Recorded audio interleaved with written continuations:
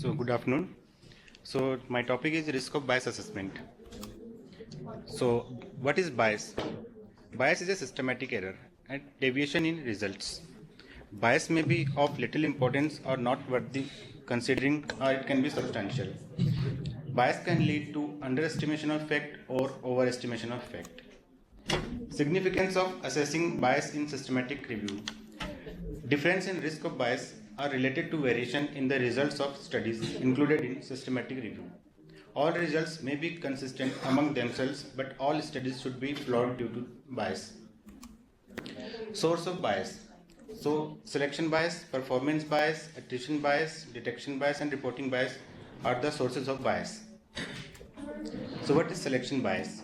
So, in systematic difference in baseline characteristics between two groups.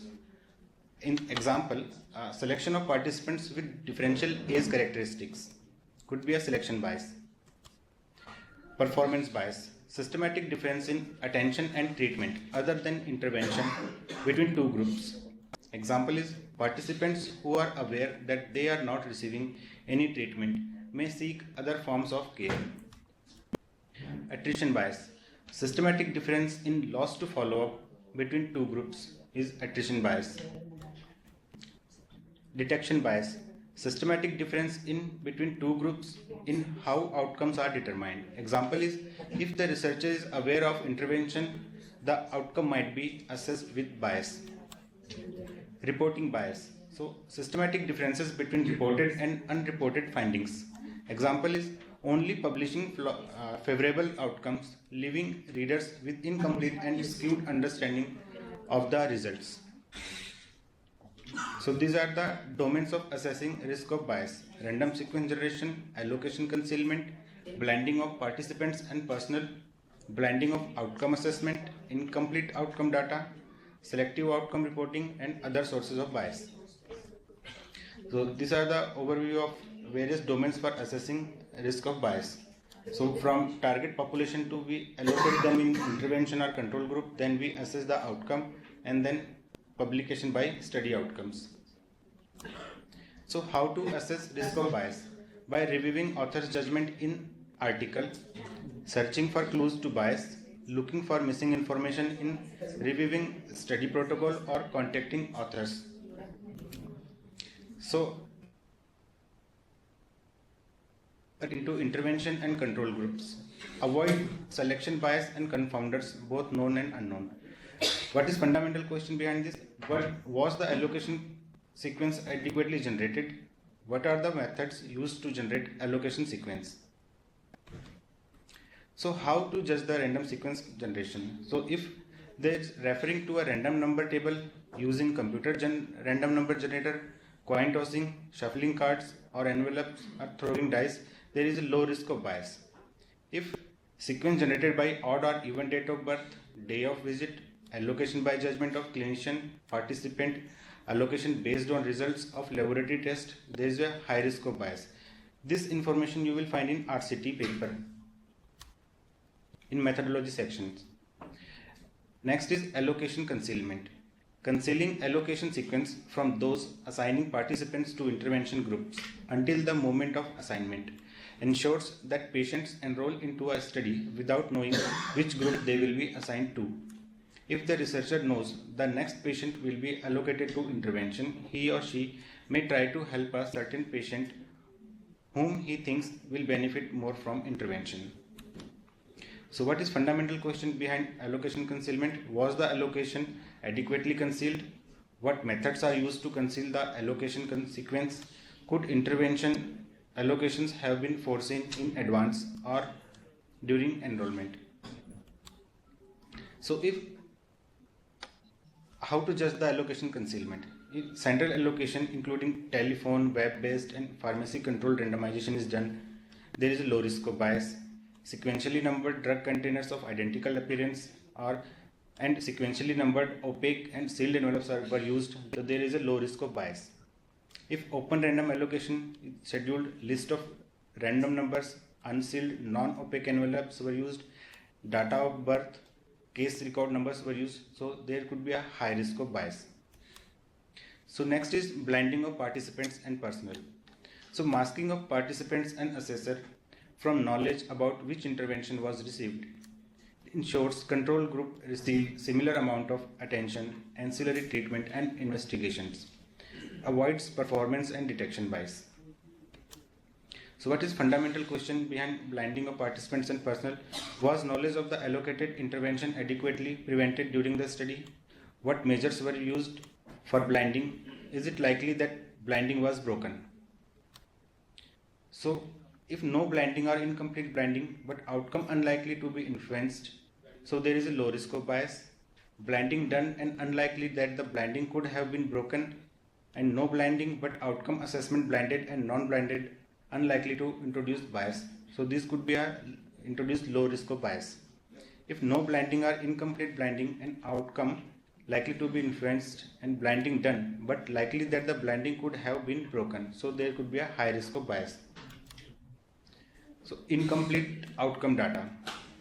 Unavailability of complete outcome data for review, attrition and exclusions. It will come. So in attrition, loss of follow-up or withdrawals. In exclusions, available data not included in analysis and report. It can lead to attrition bias. High proportion of missing outcomes or a large difference in proportions between two groups is the main cause of concern over bias. So fundamental question is how much data is missing from each group, why is it missing, and how were they analyzed, and were incompletely outcome data adequately addressed. So judgment. If no missing outcome data are reported and reasons for missing data not related to outcome, so there could be a low risk of bias. Missing data balanced across groups and reasons are similar. Next is proportion of missing outcomes not enough to have a clinically relevant effect. Next, plausible effect size, difference in mean or standardized difference in means not enough to have a clinically relevant effect. So this could be a low risk of bias if these were mentioned. So if reasons for missing data related to outcome, imbalance in numbers or reasons for missing data across groups were mentioned, proportion of missing outcomes enough to have a clinically relevant effect, and plausible effect size enough to have clinically relevant effects, so there could be a high risk of bias. Next is selective outcome reporting. So statistically significant results more likely to be reported as planned and in detail. So it can lead to reporting bias. So it is difficult to assess if, and the possible ways are comparing measured to results to look for outcomes measured are likely to be measured but not reported. Outcomes added, statistically changed, subgroups only, reporting that cannot be used in a review. Next, referring to study protocol or trial registers. In this fundamental question is, are reports of the study free for suggestion of selective outcomes reporting? So how to judge the selective outcome reporting? So if protocol is available and all pre-specified outcomes of interest to the review are reported in the pre-specified way, and protocol not available but it is clear that all pre-specified and expected outcomes of interest are reported, so there could be a low risk of bias. So if primary outcomes have not been reported as pre-specified or expected, so there could be a high risk of bias. If outcomes are reported incompletely so that they cannot be entered in a meta-analysis, it can lead to a high risk of bias. So other threats to validity are bias due to other problems not covered elsewhere above, as previously mentioned. So what is the fundamental question behind other threats to validity? Was the study prone to problems that put it a high risk of bias? So how to judge the threats to validity? So if the study appears to be free of other sources of bias, so there could be a low risk of bias. If study has a potential source of bias related to the specific design used, had extreme baseline imbalance and claimed to have been fraudulent, so this causes high risk of bias. So what are the tools for assessment? So risk of bias table, Raymond we use. So it categorizes each domains into low risk, high risk and unclear. It supports for judgment direct quotes from article and additional outcomes with rational, or one for each study reviewed. So this is the table of risk of bias which is already discussed. And this is the risk of bias summary output of Raymond. And this is the risk of bias graph. It is also generated by Raymond. So grade criteria. In the grade system, the evidence is therefore initially set to either high or low. So there are then 5 criteria that can be used to downgrade 1, 2, or in case of indirectness, sometimes 3 steps. So these are risk of bias in individual studies. It can be a methodological issues in included studies such as inadequate blinding, inconsistency of results between studies, indirectness of evidence. Example is participants were children, although the systematic review was about adults. Next is imprecision. So results were not statistically significant or the effect was clinically important once the studies were meta-analyzed. Next is publication bias. If results was biased due to file drawing effect, as the study not showing a statistically significant effect or less likely to be published. So this is a summary of grade for systematic review. So the quality of evidence grades into high, moderate, low and very low. So this is already discussed by ma'am. So in high, we are very confident that the true effect lies close to that of the estimate of the effect. So high grade. So if we are moderately confident in the effect estimate, the true effect is likely to be close to the estimate of the effect, but there is a possibility that it is substantially different. So there is a moderate evidence. So our confidence in the effect estimate is limited.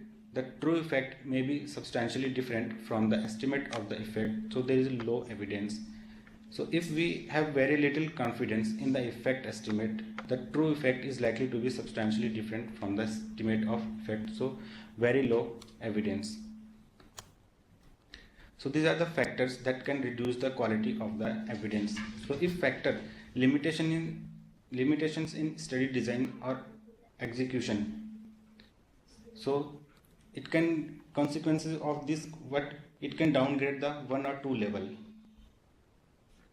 Inconsistency of results, indirectness of evidence, imprecision or publication bias can downgrade the evidence.